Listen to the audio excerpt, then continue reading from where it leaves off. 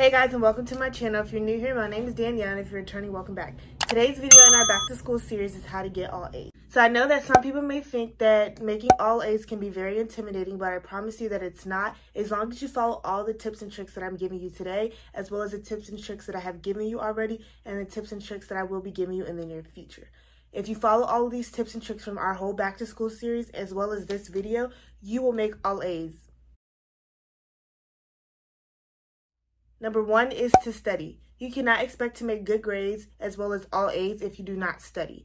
So make sure that you learn your study technique. Mine, I thrive off of repetition. So as long as I'm repeating it to myself all the time, or if I'm seeing it over and over again, then I'm going to remember the materials that I've learned. So one thing that I use is Quizlet or flashcards. Those really help me to remember everything that I've learned, and especially Quizlet because you get to be tested on it, and they have games and activities that you can do to also help you memorize everything that you need to know.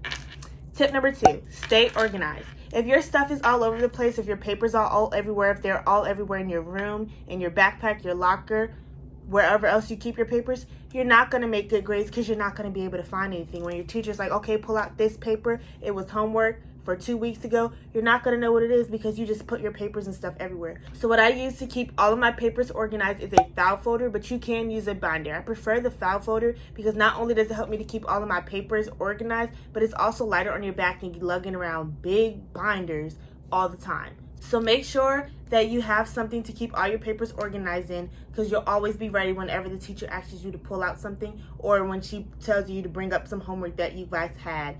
You'll always be ready and you'll always be prepared because it's organized in your backpack. Number 3, get a planner. You're going to need a planner to write down your to-do list of everything that you need to do for the whole entire month as well as the whole week. This helps because sometimes they'll give you a project on the 1st and it's due the 30th. And you'll forget in time between then if you're not writing it down. You're going to forget. And you're going to be on the 29th, you're going to be cramming it in so that you don't get an F. But when you plan stuff, you don't have to do that. You can take it day by day. And it can be the best that it's ever going to be when you take it day by day instead of cramming it in, because you're not going to have enough time, as well as you're not going to have enough time to think about what the project could be. So you're not going to be able to tap into your creative side because you're too busy rushing to make sure that it's finished. So get a planner. I like the planners that have the monthly one as well as the weekly, so I can plan the whole month, but then I can get down to the details in the weeks and the days. So make sure that you get a planner. You guys can get them from anywhere: Dollar Tree, Five Below, Amazon, or you can make your own with the notebook. These are all good options of where you can get your planners from, but make sure that you have a place where you're writing down it. And science shows that when you write stuff down, you're more likely to remember. So be sure to write everything down in your planner. And that is a great way to stay organized. Number 4, use your resources. Make sure that you guys are using your resources, because we're so lucky to have the internet and to have YouTube that we really have everything that we need at our fingertips. So make sure that you're using that to your advantage. So if you're not understanding of the material that your teacher is teaching you, or if she's already moved on past the subject that you're still stuck on, look it up on the internet, look it up on YouTube, and I promise you're going to find the answers that you need, as well as you're going to find practice. What I like to do before I take a test is do practice tests. So if we're doing a math test on algebra, I'll look up algebra math practice test, and they'll give me tests to practice so that I know what I'm doing before my test. If you would like to see apps and websites that you should use as a student, be sure to click the link in the cards and down below in the description after you have watched this video to see the apps that I recommend for students to use. Number 5 is to communicate/befriend your teachers.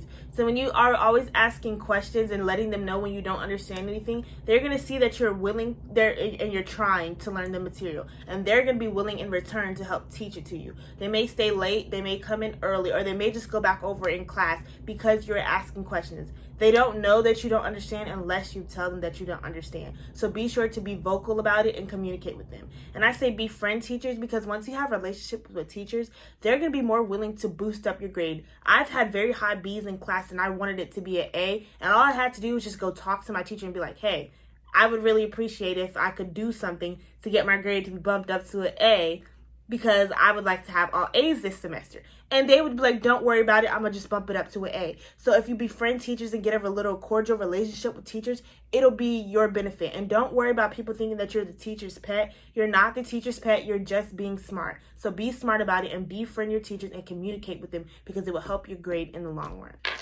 Number 6 is go the extra mile. This is what sets you apart from people who just have good grades and people who make straight A's. Because people who make straight A's go the extra mile. So if you're doing a project, make it really pretty. If you're doing a PowerPoint, do some designs, add some graphics into it. Don't just do a regular PowerPoint just to pass and say you did it. Go the extra mile and add graphics. I used to do that all the time.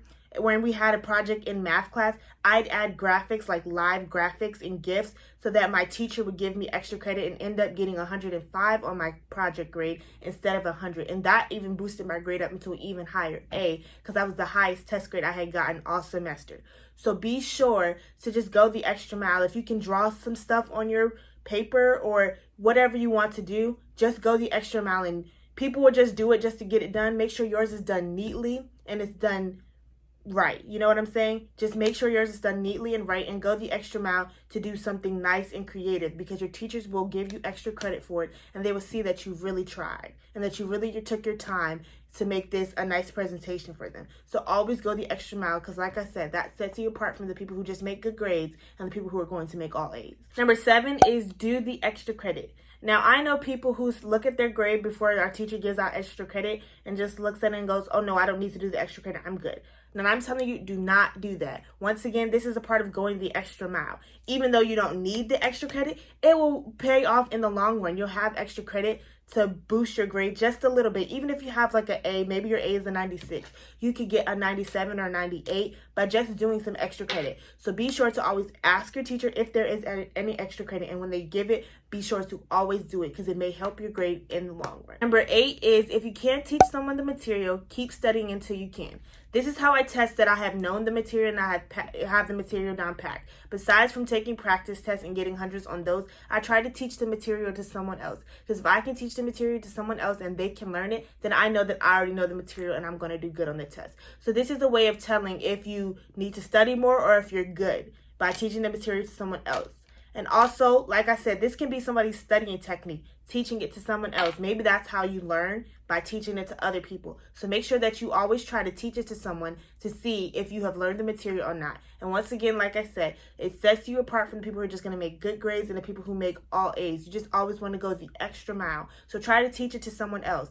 And by teaching it to someone else, you may not only be helping yourself, but you may also be helping them to learn. I know that when I was younger, my sister used to always teach me her multiplication facts. And while that was probably helping her learn, it was also helping me, because when I got into the next grade and started learning multiplication, I already knew my multiplication facts because she had already taught it to me. So not only are you helping yourself, but you're helping someone else to be better at a subject as well. So make sure that if you want to know how to see if you have learned the material that you want to learn, be sure to teach someone else it. And I promise you, it works every single time. Number 9 is to be engaged and ask questions. This goes along with communicating with your teachers and going the extra mile. When your teachers see that you're engaged and that you're asking questions, they're going to be more willing to help you and to maybe get up early and come teach you, or stay late and teach you, because they're seeing that you're willing and that you're wanting to learn the material. So they're going to be willing and wanting to teach it to you back.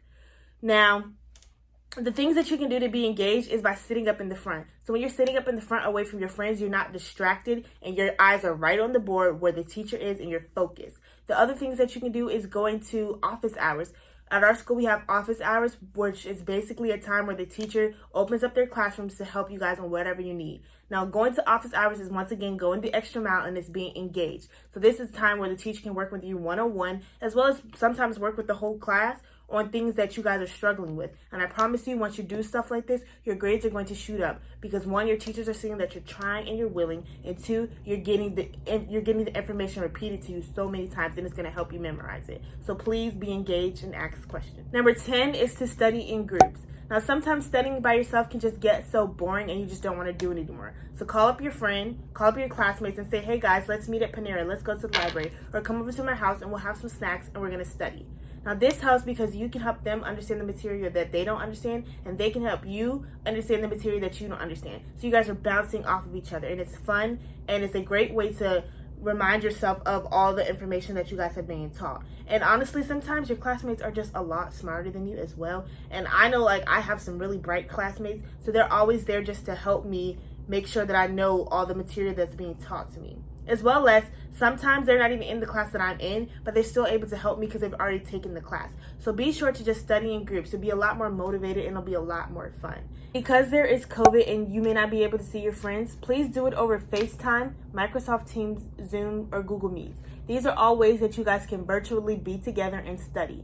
Now, this will still help you to be motivated to study, and you guys will still be bouncing off of each other and helping each other out. This is just a more safer way to do it, just because the pandemic is still here and Corona is still around and you don't want to catch it.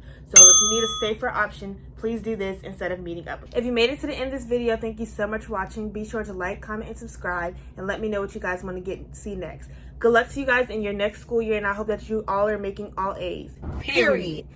Once again, thank you for watching this video. Bye.